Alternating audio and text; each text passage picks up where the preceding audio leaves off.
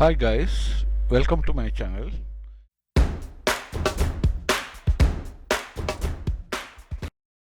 இன்றைக்கு நாங்கள் ஒரு புதிய பாடத்தில் சந்திக்கிறோம். இன்றைய பாடம் லெசன் 26 26வது பாடம். இன்றைய பாடத்தில் நாங்கள் படிக்க போகிறது ஃபியூச்சர் டென்ஸ், எதிர்காலத்தை பற்றி நாங்கள் படிக்க போகிறோம். இந்த எதிர்காலத்தை பற்றி நாங்கள் படிக்கிறதுக்கு முதல் ஒரு சின்ன விஷயத்தை நீங்கள் தெரிஞ்சு கொள்ளுங்க. நான் ஆரம்பத்தில் இந்த ப்ரெசன்ட் டென்ஸ் இந்த முதலாவது பாடமாக படிப்பித்தேன். நான் அதை தொடர்ந்து நான் ப்ரெசன்ட் கண்டினியூஸ் டென்ஸ் படிப்பித்தேன். இந்த ரெண்டு காலங்களையும் நாங்கள் படித்ததுக்கு பிறகு எங்களுக்கு வாக்கிய அமைப்புகள் எவ்வாறு அமைக்கணும், என்ன மாதிரி வாக்கியங்களுக்கு கருத்தெடுக்கணுமென்றெல்லாம் நாங்கள் விரிவாக படித்தோம். அதுக்கு பிறகு நாங்கள் நவுன்ஸ், அட்ஜெக்டிவ்ஸ், அட்வர்ப்ஸ் போன்ற மிக முக்கியமான விடயங்களை பற்றி நாங்கள் படித்தோம். இன்றைக்கு நான் மூன்றாவது காலமாக படிப்பிக்க போகிறது the future tense. Future tense என்றால் என்ன? நாங்கள் பேசுகின்ற நேரத்துக்கு பிறகு நடக்கின்ற சம்பவங்களை குறிக்கிறதுக்கு நாங்கள் ஃபியூச்சர் டென்ஸ்ன்னு சொல்லுவோம். இந்த ஃபியூச்சர் டென்ஸை நாங்கள் படிக்கிறதுக்கு நான் ஏற்கனவே முதலாவது பாடத்தில் படிப்பிக்கும் போது உங்களுக்கு சொன்னேன். நான் வினைச்சொல் பியை நாங்கள் வேறையாகவும் ஏனைய வினைச்சொற்கள் வேறையாகவும் படிக்கணும்னு சொன்னேன். நான் இங்கேயும் அதே மாதிரி தான். வினைச்சொல் பி என்ன சொன்னால் ஷேல் பி, வில் பி என்ற ரெண்டு வடிவங்களில் பயன்படுத்தப்படும். இங்கே வினைச்சொல் பி ஆனது நேரடியாக பயன்படுத்தப்படுகின்றது, ஷேலோட அல்லது வில்லோட. Shall be or will be, நான் இருப்பேன், அவர்கள் இருப்பார்கள், இந்த மாதிரி அர்த்தம் வரும். நாங்கள் அதை பார்ப்போம் தொடர்ந்து. அதே போன்று ஏனைய வினைச்சொற்களை பயன்படுத்தும் போது நான் இங்கே ட்ரிங்க் என்ற ஒரு சொல்ல எடுத்திருக்கிறேன். உதாரணத்துக்கு ஷேல் ட்ரிங்க், வில் ட்ரிங்க், இந்த மாதிரி வரும். இங்கே இந்த ட்ரிங்க் என்ற சொல்லுக்கு பதிலாக நாங்கள் ஏனைய எந்த வினைச்சொல்லையும் நேரடியாக பயன்படுத்தலாம். இந்த உதாரணத்தை கொஞ்சம் பாருங்க. நிகழ்காலத்தில் வினைச்சொல் பி மூன்று வடிவங்களில் இருந்தது, ஆம், இஸ், ஆ. அதுபோன்று ஏனைய வினைச்சொற்களை நாங்கள் எவ்வாறு பயன்படுத்தணும் என்றும் படித்தோம். இங்கே ஷேல் பி, வில் பி என்று வருது. அதே மாதிரி shall drink, will drink, shall go, will go, shall play, will play, இந்த மாதிரி வரும். இப்போ உங்களுக்கு விளங்கணும் இந்த வினைச்சொல் பி ஏன் நான் தனியாக எடுத்து படிப்பிக்கிறேன்ன்றதை நீங்கள் கொஞ்சம் விளங்கிக் கொள்ளுங்க. இதில் அமைப்பு என்ன மாதிரி இருக்குமென்னு சொல்லி நாங்கள் கொஞ்சம் விரிவாக பார்ப்போம். இங்கே பாருங்கள், நாங்கள் முதல்ல பார்க்க போகிறது பாசிட்டிவ் ஃபார்ம்ஸில் எவ்வாறு வருமென்னு சொல்லி. இதை பார்த்ததுக்கு பிறகு இது தொடர்பான பயிற்சிகளை நாங்கள் செய்வோம். முதலாவது ஐ ஷேல் பி, நான் இருப்பேன். பி என்றால் இரு, ஸோ ஐ ஷேல் பி என்றால் நான் இருப்பேன். இதை நாங்கள் ஐல் பின்னு சொல்கிறது. ஐல் பி, நான் இருப்பேன். இந்த ஷேலையும் ஐயையும் சேர்த்து இந்த மாதிரி எழுதுறது. ஐல் பி, நான் இருப்பேன். வி ஷேல் பி, நாங்கள் இருப்போம். ஸோ எப்படி வரும்னா வீல் பி என்று வரும். இங்கே வியையும் ஷேலையும் சேர்த்து வீல் என்று சொல்கிறது. வீல் பி, நாங்கள் இருப்போம். இதே போன்று ஐ ஷேல் ட்ரிங்க், நான் குடிப்பேன். ஸோ ஐல் ட்ரிங்க் என்று எழுதணும். நான் குடிப்பேன். நாங்கள் குடிப்போம். we shall drink, we'll drink, நாங்கள் குடிப்போம். இங்கே பார்த்தீங்கன்னா அந்த பிங்கிற வினைச்சொல்லை பயன்படுத்துறதையும் காட்டியிருக்கிறேன். ஏனைய வினைச்சொற்களுக்கு உதாரணமாக நான் ட்ரிங்க் எடுத்திருக்கிறேன். வேறு வேறு வினைச்சொல்லை நாங்கள் போட்டுக்கலாம். யூ வில் பி, வில்லையும் யூவையும் சேர்த்து யூல். அதே போன்று நீங்கள் இருப்பீர்கள், அதுக்கும் யூ வில் பி தான். பன்மையிலையும் அதே தான் வரும், ஒருமையிலையும் இதே தான் வரும். யூ வில் ட்ரிங்க், நீ குடிப்பாய். ஸோ இங்கே எப்படி வருமெண்டா யூ வில் ட்ரிங்க், நீ குடிப்பாய். நீ இருப்பாய் என்று சொல்லக்குள்ள யூ வில் பி என்று சொல்லும். இங்கே யூ வில் ட்ரிங்க், நீங்கள் குடிப்பீர்கள், யூ வில் ட்ரிங்க். அதே போன்று ஹீ வில் பி, அவன் இருப்பான். ஹீல் பி, அவள் இருப்பாள். She will be, she'll be. அது இருக்கும். It will be, it will be. இந்த மூன்றுக்கும் பன்மை they will be, they'll be என்று சொல்லணும். அவர்கள் இருப்பார்கள், அவைகள் இருக்கும். He will drink, அவன் குடிப்பான். He'll drink. அவள் குடிப்பாள். She'll drink. அது குடிக்கும். It'll drink. இதுக்குரிய பன்மை they will drink, they'll drink. அவர்கள் குடிப்பார்கள், அவைகள் குடிக்கும். இப்போ உங்களுக்கு விளங்கி இருக்கும் இந்த அமைப்பு எவ்வாறு வரும் என்று சொல்லி. இங்கே நாங்கள் இரு என்ற சொல்ல பயன்படுத்தும் போது மட்டும் பிஏ பாவிப்போம். ஏனைய வினைச்சொற்களுக்கு நான் உதாரணத்துக்கு ட்ரிங்க் எடுத்திருக்கிறேன். நீங்கள் ஐ ஷேல் பிளே, நான் விளையாடுவேன். ஐ ஷேல் கோ, நான் போவேன். இந்த மாதிரி நாங்கள் வாக்கியங்களை அமைச்சு பழகிக்கொள்ளணும். இது தொடர்பான சில பயிற்சிகளை நாங்கள் அடுத்ததாக செய்து பார்ப்போம். இங்கே பாருங்க, இங்கே நாங்கள் 5 பயிற்சிகள் தந்திருக்கிறேன். ஈஸியான பயிற்சிகள் தான், செய்து பார்ப்போம். புட் ஷேல் சேல போடு, ஓ வில் வில்ல போடு, இந்த ஸ்பேசஸ் இடைவெளிகளுக்குள். ரட்னம் ரட்னம்னா அவன், ஹீக்கு என்ன வரும்னா வில் வரும். He will be 15 years old in 2025. Ratnam will be, Ratnam இருப்பான், 15 years old 15 வயதாக, in 2025 2025ஆம் ஆண்டு. ஐ என்று வந்திருக்கு. ஸோ என்ன வரும்? Shall. I shall get up early tomorrow. I shall get up, நான் எழும்புவேன், ஏர்லி நேரத்தோடு, டுமாரோ நாளைக்கு. வி ஷேல் கோ ஹோம், நாங்கள் போவோம் வீட்டுக்கு, ஆஃப்டர் ஸ்கூல் டுடே, ஸ்கூல் விட்டத்துக்கு பிறகு நாங்கள் போவோம். எல்லாமே எதிர்காலத்தை குறிக்கின்ற சொற்கள். டுமாரோங்கிறது எதிர்காலத்தை குறிக்கிறது, 2025ங்கிறதும் எதிர்காலத்தை குறிக்கிறது, ஆஃப்டர் ஸ்கூலுங்கிறதும் நாங்கள் இப்போ இருக்கிறதுக்கு பிறகு வர சந்தர்ப்பம். Reena's father will give her pocket money tomorrow. ரீனாவுடைய தந்தை வில் கிவ் கொடுப்பார், அவளுக்கு பாக்கெட் மணி செலவுக்கு பணம் நாளைக்கு. We shall have a holiday next week, எங்களுக்கு அடுத்த வாரம் ஒரு ஹாலிடே இருக்குது.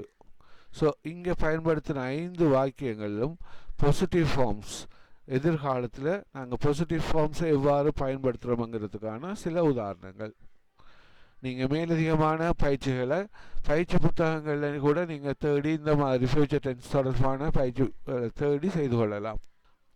அடுத்ததாக நாங்கள் நெகட்டிவ் ஃபார்ம்ஸ் என்ன மாதிரி அமைக்கிறேன்னு சொல்லி பார்ப்போம்.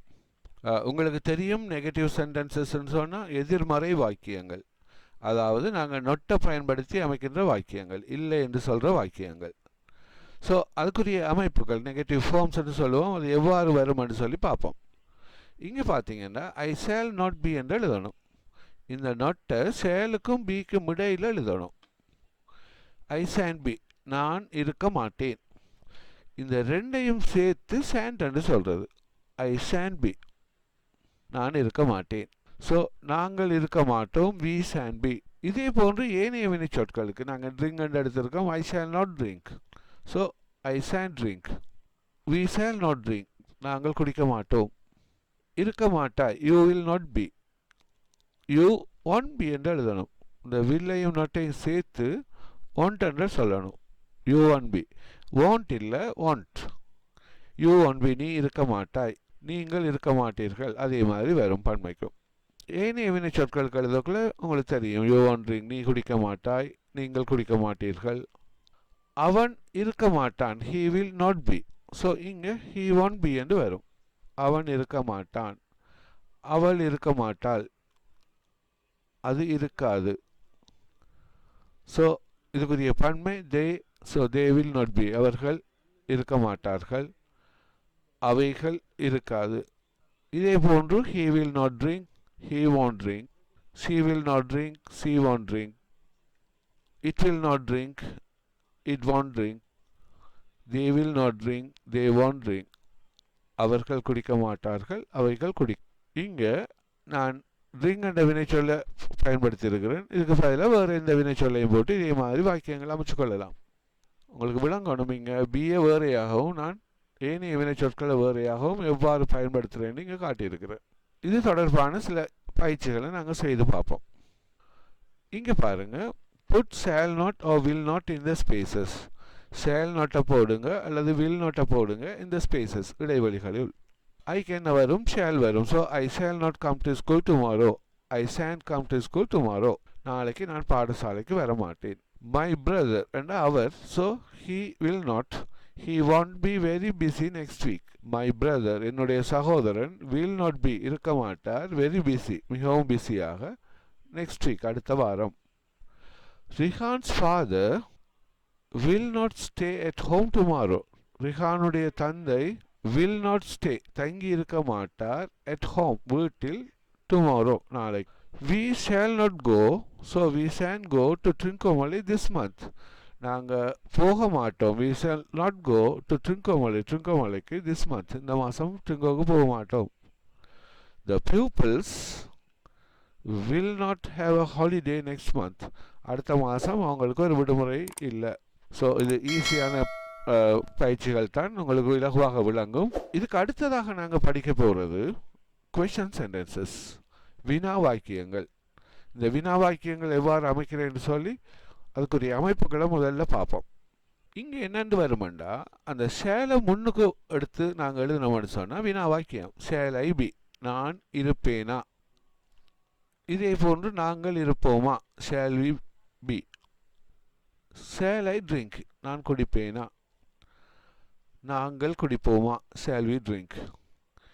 வில் யூ பி, நீ இருப்பாயா.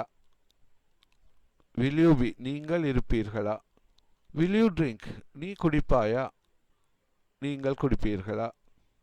வில் ஹி பி, அவன் இருப்பானா, அவள் இருப்பாளா, அது இருக்குமா. ஸோ இதுக்குரிய பன்மை வில் தே பி, அவர்கள் இருப்பார்களா, அவைகள் இருக்குமா. இதே போன்று இங்காலையும் வரும். வில் ஹி ட்ரிங்க், அவன் குடிப்பானா, அவள் குடிப்பாளா, அது குடிக்குமா, அவர்கள் குடிப்பார்களா, அவைகள் குடிக்குமா.